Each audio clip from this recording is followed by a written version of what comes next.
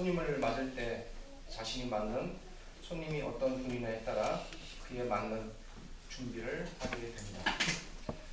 아주 가까운 친구나 또 허물없는 이웃이나 또 벗이 이렇게 찾아올 때는 비교적 편한 복장과 편안한 마음으로 맞게 됩니다.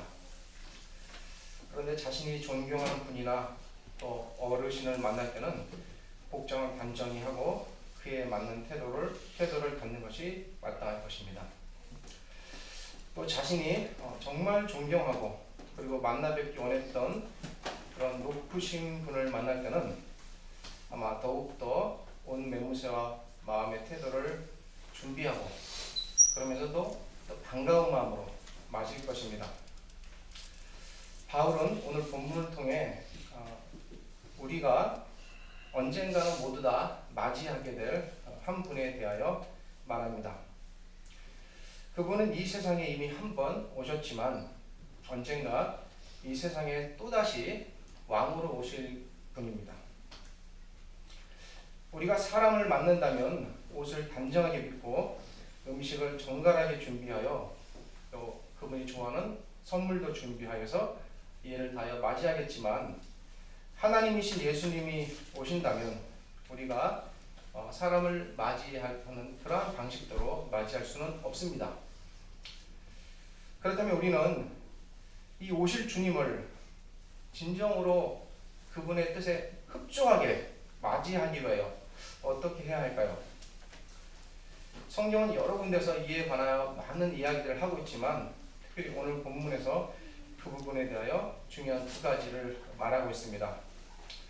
바울이 본문을 통해서 이제 오실 우리 주님을 모든 성도들이 그분이 오신다면 어떠한 마음으로 맞아야 할 것이고 오시기까지 또 어떠한 자세로 살아야 할지에 대하여 말하고 있습니다. 1절에서 바울은 데살로니가 교회에게 때와 시기에 관하여는 너희에게 쓸 것이 없다 이렇게 말합니다. 여기서 때와 시기라는 말은 언젠가 다가올 특별한 때를 말합니다.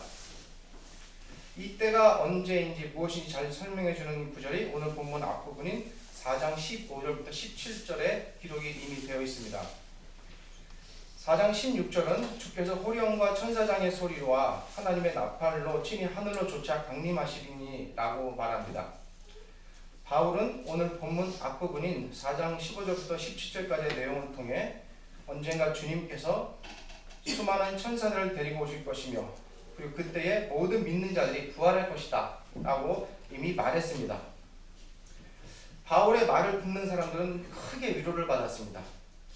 당시 사람들은 여러 가지 고난과 이 땅에서 받는 신앙의 위협을 당하고 있었지만 언젠가 주님께서 수많은 천사들을 데리고 자신들을 데리러 오실 것이다 라는 이 사실, 그리고 그때에 그들 모두 전혀 새로운 모습으로 부활할 것이라는 사실, 이것들은 그들에게 현재의 고난을 버티고 미래를 소망하며 살아갈 수 있는, 견딜 수 있는 힘을 주었습니다. 그런데 그들이 이런 말을 들을 때에 자연히 떠오르는 한 가지 생각이 있습니다.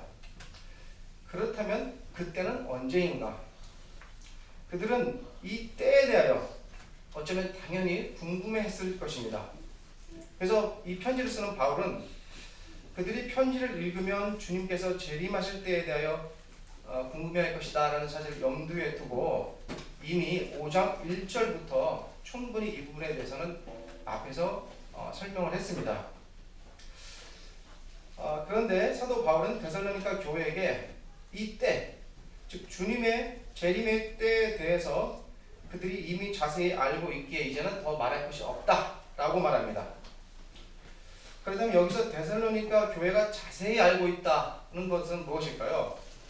이 말은 이들이 주의 재림의 때에 대하여 무엇이든지 충분히 다 모든 것을 자세히 알고 있다 이런 말은 아닙니다. 이 말은 그들이 주님의 재림의 날이 언제 임할지, 또 그들이 그 날이 어떤 모습으로 임할지, 또 그때 어떤 일들이 일어날지 부분적으로 알 수 있겠지만 그들이 충분히 다 모든 것을 알고 있다라는 말은 아닙니다. 여기서 자세히 한다 이 말은 그들이 주님의 날이 전혀 예기치 않게 그리고 예고 없이 임한다는 이 사실에 대하여 분명히 알고 있다는 말입니다. 오늘 본문에 보면 뒤에 그 비유들이 나오는데요. 도적이 남의 집에 물건을 훔치러 들어갈 때 미리 몇 월 며칠 몇 시에 간다고 말하지 않는 것처럼, 또 여인이 아기를 낳을 때 요즘은 여러 가지 의술이 많이 발달해서 대충 언제쯤 출산일 것이다 라고 추측을 하지만 그래도 정확하게 며칠 날 몇 시에 태어날 거다까지를 참 알기 힘듭니다. 이런 것을 예측할 수 없듯이 주님께서 오시는 날을 아무도 정확하게 그때를 알지 못한다는 이 사실을 데살로니가 교인들이 알고 있다는 겁니다. 그러니까 이것을 분명히 안다면 언제 올지를 확실하게 그 때를 정확하게 집어낼 수 없기 때문에 항상 준비하고 있어야 되는 거죠. 데살로니가 교회에게 바울이 이제부터 말하려고 하는 것은 이런 부분에 대한 겁니다. 그런데 오늘 본문을 읽으셨습니다만 2절을 보면 한 가지 앞에 그 5장의 기록과는 다른 새로운 표현이 나타납니다. 주님께서 다시 오시는다, 또 오시는 날 이런 걸 말할 때는 보통 강림이라든지 재림 이런 표현을 씁니다. 그런데 바울은 오늘 본문을 보시면 아시겠습니다만 분명히 주님께서 다시 오시는 날임에도 불구하고 그런 표현들이 등장하지 않고 새로운 단어가 등장합니다. 그것은 주의 날이라는 표현입니다. 4장 15절에서 바울이 주님께서 재림하실 때를 가리켜 주님 강림하실 때라는 표현을 썼습니다만 오늘 본문에서는 그런 표현을 쓰지 않고 주님께서 오시는 재림의 날을 주의 날이라고 말합니다. 여기서 말하는 주의 날은 당연히 주님께서 재림하시는 때를 가리킵니다. 좀 아까 제가 말씀드린 부분 중에서 그 앞에 5장에서는 강림이라는 표현을 썼다고 말씀드렸는데 잘못 말씀드렸습니다. 4장입니다. 정정하도록 하겠습니다. 설명하면서 지금 기억이 났습니다. 잘못 말씀드린 것이. 4장에서는 그런 표현을 썼는데 5장에서는 주의 날이다 라는 표현을 씁니다. 왜 그랬을까요? 주의 날이라는 말은 사실은 구약에서 나오는 표현입니다. 구약 성경에서 주의 날 또는 여호와의 날이라는 표현이 많이 나타납니다. 구약에서 주의 날이 소개되는 한 예가 아모스 5장 18절부터 20절입니다. 여기서 아모스 선지자는 주의 날을 여호와의 날이다 라고 말합니다. 아모스 선지자는 이 여호와의 날은 이스라엘 백성들에게 어두움의 날이 될 것이다 이런 말을 합니다. 아모스 선지자는 이스라엘 사람들이 이 여호와의 날이 마치 여호와의 날이 임하면 자기에게 좋은 행운, 좋은 것 이런 일들이 일어날 줄 알고 기뻐하겠지만 오히려 그날 끔찍한 일이 발생할 것이다 라고 말합니다. 아모스 선지자는 이 주의 날이 되면 사람들이 사자를 피하다가 곰을 만나고 집에 들어가서 무심코 벽에 손을 대었다가 뱀에게 물리는 것처럼 이 날에 이스라엘 백성이 복이 아니라 화를 당할 것이다 라고 말합니다. 아모스 선지자는 이와 같이 주의 날이 임하면 악인들에게 이 날은 죽음, 곧 멸망의 날이 될 것이다 라고 말합니다. 바울은 주님께서 재림하시는 날을 가리켜 특별히 이렇게 주의 날이라고 말할 때 이런 구약에서 기록된 이 날의 의미를 마음의 염두에 두고 이런 표현을 씁니다. 우리 주님께서도 이에 관련된 한 비유를 말씀하신 적이 있습니다. 신랑이 오는 때를 잘 준비한 사람들에겐 신랑이 오는 날이 참 기쁘고 즐거운 잔치의 날이 되겠지만 전혀 그날을 예비하지 않은 사람들에게는 그들이 그날 울며 쫓겨나는, 그래서 고군하는, 슬퍼하는 날이 됩니다. 이러한 사실을 전달하기 위하여 바울은 2절에서 주님께서 재림하시는 이 날을 특별히 다른 말인 주의 날이라고 말하고 있는 것입니다. 바울이 이렇게 주님께서 재림하시는 날을 가리켜 하나님께서 악인들을 멸망시키시는 이것이 멸망의 날이다 라는 의미로 사용했다는 것이 3절 끝부분에 기록된 멸망이 호련히 저희에게 이르르니 결단코 피하지 못하리라 라는 이 표현을 통해서 이제 더 분명히 드러나게 됩니다. 바울이 주님께서 재림하시는 날을 가리켜 그렇다면 이렇게 주의 날이라고 말한 이유가 무엇일까요? 그 이유가 4절부터 좀 더 분명히 드러나기 시작합니다. 주님께서 재림하시는 때를 미리 대비해서 잘 준비해온 사람들에게 이날은 분명 아주 기쁘고 반가운 날입니다. 그러나 주님께서 오시는 이때를 전혀 준비하지 않고 아예 안 올 것이다, 그런 날은 없을 거야 라고 생각하면서 흥청망청 그리스도인이라 할지라도 자기들의 생활 방식대로 살아가던 그런 사람들에게 이 날은 슬픔과 멸망의 날이 될 수 있습니다. 바울이 데살로니가 교회 성도들을 봤을 때 바울의 눈에는 그들 중에 혹시 이런 사람들은 없을까? 그리고 또한 현재는 그렇지 않더라도 앞으로라도 혹시 그들이 이러한 잘못된 방향으로 나아가지 않을까? 바울은 염려한 것입니다.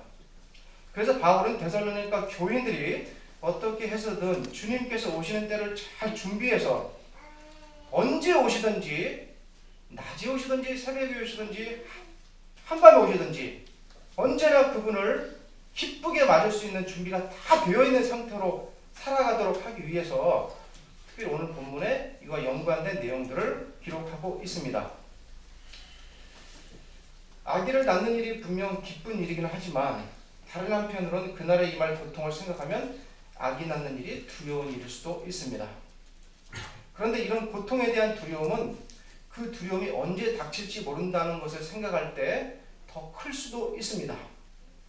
3절에 호련히 라는 말은 직역하면 갑자기 또 전혀 예상하지 못한 채로 이런 말입니다. 3절에 잉태된 여자에게 해상 고통이 이른 것 같이 멸망이 호련히 저에게 이르리니 라는 말은 전혀 예기치 않은 상태로 이런 멸망이 갑자기 임할 수 있다는 것을 알려주는 표현입니다. 3절 앞부분은 사람들이 이렇게 주의 날을 준비하지 않고 어떻게 태평한 상태로 있었는지를 알려줍니다. 3절 앞부분은 사람들이 평안하다, 안전하다 할 그때에 주의 날이 갑자기 임할 것이다 라고 말합니다. 사람들은 심판의 날이 언제 오는 것을 알지 못하고 평안하게 무방비한 상태로 있다가 갑자기 그 날을 맞게 되는 것입니다. 그렇다면 이렇게 주의 날을 준비하지 않고 있다가 맞는 것이 아니라 그 날을 잘 이제 준비해야 되겠죠. 그러려면 어떻게 해야 되는가? 여기에 대해 이제 4절부터 말합니다. 4절은 형제들아 너희는 어두움에 있지 않다 라고 말합니다. 이 말은 앞에 기록된 2절과 3절과 대비되는 말입니다. 앞에 2절 3절에서 바울은 어떤 사람들은 아무것도 모르고 자고 있다가 도적을 맞고 그래서 고통당하는 것처럼 무방비하게 살았지만 그러나 이들은 어두움에 있지 않다는 말입니다. 여기서 어두움에 있지 않다는 말은 캄캄함, 즉 죄 속에 있지 않다. 직역하면 그렇게 됩니다만 이 말은 단순히 죄 가운데 있지 않다라는 의미를 넘어서서 죄에 빠져 아무것도 모르고 무방비 상태로 주의 날을 맞는 것이 아니라 앞에 소개된 사람들과 다른 방식으로 깨어서 주님을 맞이하는 사람들이라는 말입니다. 사도 바울은 이 말에 이어서 그렇기 때문에 그런 사람들에게는 이 주의 날이 심판의 날이 아니라 또 도적같이 임하지 않을 것이다 라고 말합니다. 바울은 이어서 그렇다면 주의 날을 잘 준비하기 위해 구체적으로 해야 될 것이 무엇인가? 이에 대해서 두 가지를 말합니다. 먼저 5절은 주의 날을 잘 준비된 상태로 맞이하는 사람들이 어떤 사람들인가를 말해줍니다. 이들을 가리켜 5절은 빛의 아들이요 라고 말합니다. 직역하면 빛의 제자들 또는 빛을 좇는 사람들이라고 볼 수 있습니다. 이 말은 빛과의 관계에서 더욱 빛에 가까이 가기 위하여 더 그 빛으로 나아가는 그렇게 애쓰며 살아가는 사람들입니다. 어떻게 해서든지 어둠에서 벗어나 밝은 빛이신 주님 앞으로 나아가려고 애쓰는 삶, 이런 사람들이 이 주의 날을 맞이하고 준비하는 사람들이다 라는 말입니다. 6절은 이어서 그러므로 우리는 다른 이들과 같이 자지 말고 오직 깨어 근신할지라 라고 말합니다. 여기서 근신한다 하다라는 것은 뭘 좀 잘못해가지고 반성한다는 뜻이 아닙니다. 이 말은 자신을 잘 통제하고 조절한다는 말입니다. 그렇다면 무엇을 통제하고 조절하고 또 절제할까요? 그것은 주의 날을 바른 자세로 맞이하기 위하여 그 날에 합당한 삶을 살기 위하여 자신을 절제하며 조절해 나간다라는 의미로 볼 수 있습니다. 실제로는 이렇게 자신을 잘 절제하지 못하고 조절하지 못하는 사람들이 어떤 상태인가? 바울은 이런 사람들을 가리켜 아주 적절한 비유를 씁니다만 술에 취해서 통제력을 잃어버린 사람에 비유합니다. 그러니까 반대로 자신을 근신하는 사람은 잘 조절해서 주의 날이 언제 오든지 맞이할 수 있도록 늘 정신이 말짱한 상태, 깨어있는 상태, 이런 의미를 비유적으로 나타낸다고 볼 수 있습니다. 이제 바울은 자신이 진정으로 말하고 싶은 것을 말하려고 합니다. 사도 바울은 데살로니가 교회가 주의 날에 대해서 이미 잘 알고 있기에 그 날에 대해서 더 이상은 설명할 필요가 없다라고 말했습니다. 그런 그들에게 바울이 진정으로 이제 말하려고 하는 이 본론이 뒷부분에 있습니다. 그것은 무엇일까요? 그것은 만약 그들이 주의 날이 어떤 날이며 그리고 어떤 방식으로 임하는지를 잘 안다면, 그렇다면 어떠한 자세로 그 날을 맞아야 하는가의 문제입니다. 이것을 말하기 위해 바울은 지금까지 좀 서론에 해당되는 부분을 길게 말했고요. 이제는 준비해야 될 두 가지가 구체적으로 무엇인가를 7절부터 말하기 시작합니다. 특별히 8절부터 11절에서 바울은 주의 자녀가 어떻게 하면 이 주님의 날을 잘 준비할 수 있을지 말합니다. 8절부터 11절의 내용을 조금 더 우리가 쉽게 이해하기 위해서 순서를 좀 바꾸어서 9절과 10절을 먼저 살펴보고 그리고 8절을 살펴보도록 하겠습니다. 9절과 10절에서 바울이 말하고자 하는 내용은 어떻게 해서든 주님의 백성이 죄 가운데서 주의 날을 맞아 하나님의 심판을 받지 아니하고 당당하고도 기쁘게 그 날을 기다리는 사람이 될 수 있는지에 대하여 말합니다. 9절에서 바울은 주의 날에 사람들이 하나님의 심판을 피할 수 있게 된 것이 무엇이냐? 그것은 그리스도께서 이미 그들을 구원하셨기 때문이라고 말합니다.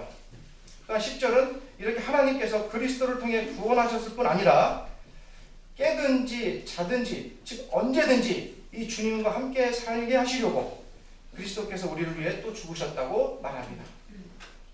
9절과 10절이 말하려고 하는 것은 한마디로 그냥 있었으면 우리도 역시 호련히 멸망당할 수밖에 없는, 그저 앉은 채로 죽을 수밖에 없는 그런 사람들인데, 우리가 이 전적인 주님의 구원하심과 도우심의 공로로 이 하나님의 날이 언제 임하든지 그 날에 우리가 이 멸망에서 벗어날 수 있는 그런 존재가 되었다는 사실입니다. 이 공로는 다름 아니라 예수 그리스도께서 우리를 위해 죽으셔서 구원하시고 또 우리와 함께 하신다는 사실입니다. 그렇다면 이렇게 주의 날을 맞이할 수 있게 된 우리가 더욱 합당하게 주의 날을 맞이하는 보다 적극적인 자세가 또 필요합니다. 그것은 무엇일까요? 7절에서 바울은 그것이 근신하는 것이다 라고 말했습니다. 앞에서 말씀드렸습니다만 이 근신이라는 것은 자기를 통제하고 조절하는 것이다 라고 말씀드렸습니다. 8절과 11절은 이러한 근신이 구체적으로 어떻게 삶 속에서 표현되어야 하는지를 말합니다. 그 중에서 8절은 하나님과의 관계 속에서, 그리고 11절은 성도 상호 간의 이웃 관계 속에서 나타나는 두 가지 면을 말합니다. 첫째로 참되게 근신한다는 것은 8절에 기록된 대로 소망과 사랑과 그리고 믿음을 잃지 않는 것을 말합니다. 이것은 전적인 하나님과의 관계입니다.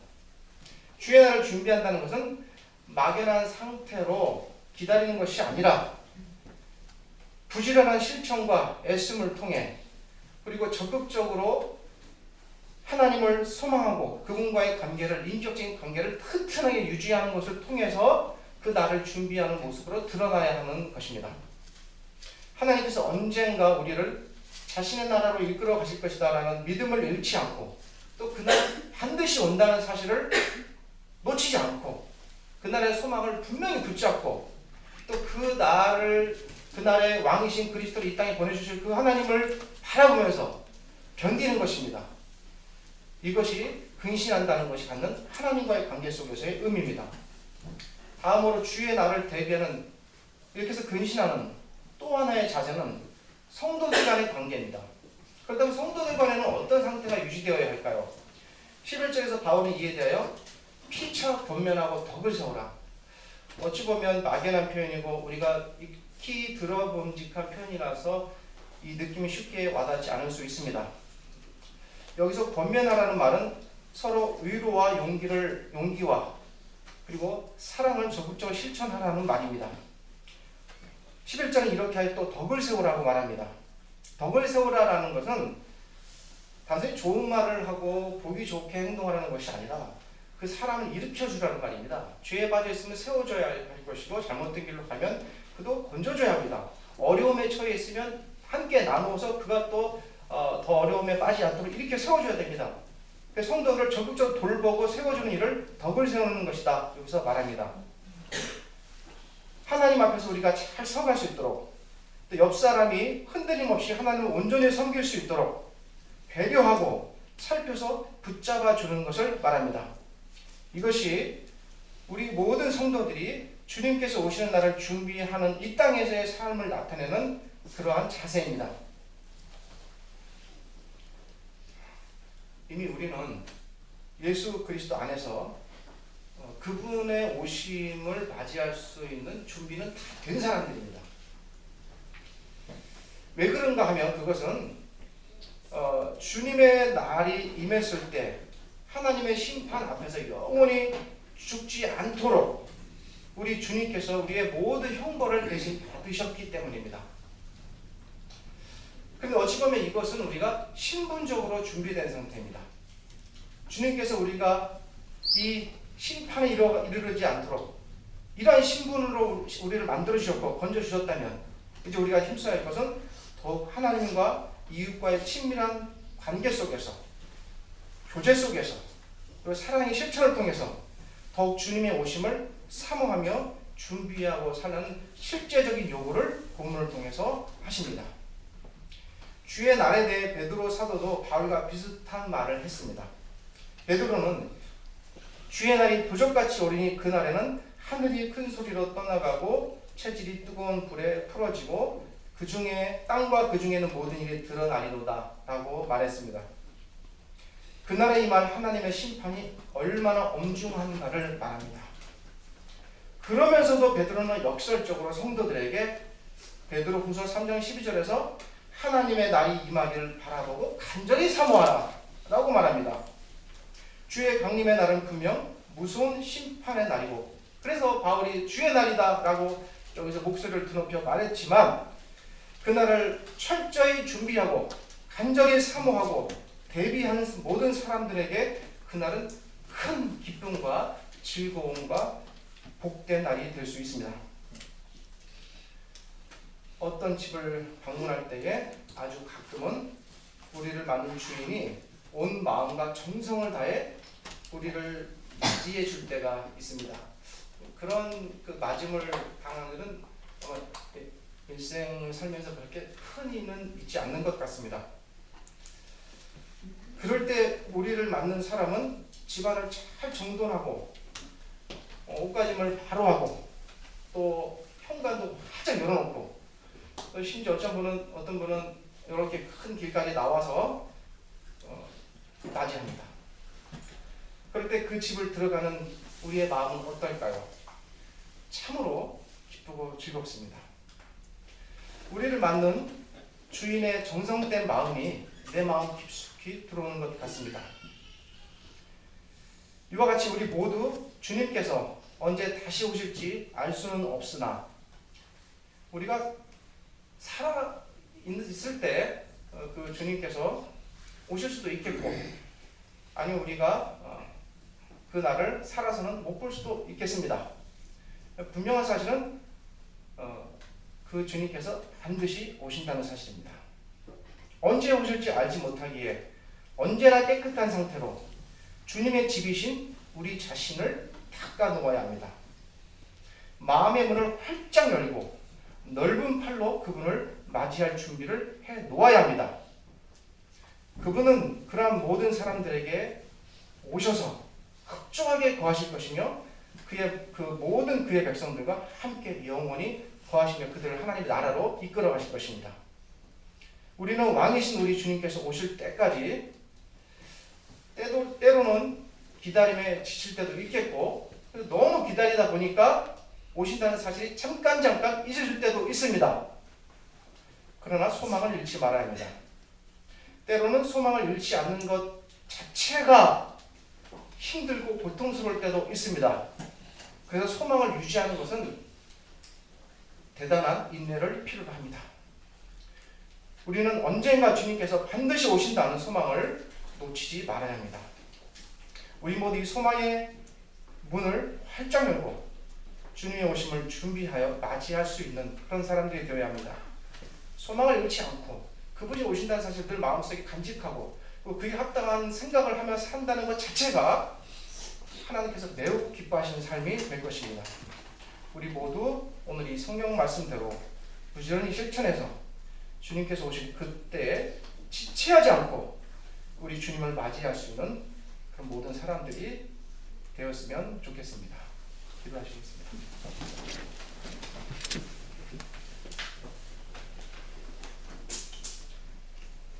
하나님 감사합니다. 저희를 구원하셨을 뿐 아니라 하나님의 아들이신 그리스도 예수 그리스도를 다시 보내셔서 이제 우리를 또한 영원한 처소로 이끌어 가신다는 약속의 말씀을 주심을 감사합니다. 우리에게 언제나 이 분명한 하나님의 약속이 있고 그래서 우리가 바라보아야 할 소망이 있다는 것을 잊지 말게 하여 주시옵소서. 아무리 바쁘고 아무리 치열한 경쟁 속에 살아야 하고 아무리 죄로 가득 찬 세상적인 욕심과 음란이 가득 찬 이 세상에 살지라도 이 분명한 하나님의 말씀을 우리 속에서 잃지 않게 하시고 이 말씀을 통해 소망을 가지며 그러게 이 땅에 발딛고 살지만 우리의 영혼은 늘 하나님의 나라 안에 살고 있다는 사실을 깨닫게 하여 주시옵소서. 이 세상에 살 때 이 세상에 살지 않는 사람처럼 그렇게 살게 하여 주시고 그런 모든 사람들을 기쁘게 맞아주실 우리 주님을 기다리면서 힘들겠지만 저희들 하루하루 견디고 또 버티면서 하나님 앞으로 더 가까이 나아가는 그리고 하나님의 뜻을 부지런히 실천하며 살아가는 저희들 되게 하여 주시옵소서. 예수님의 이름으로 기도드립니다.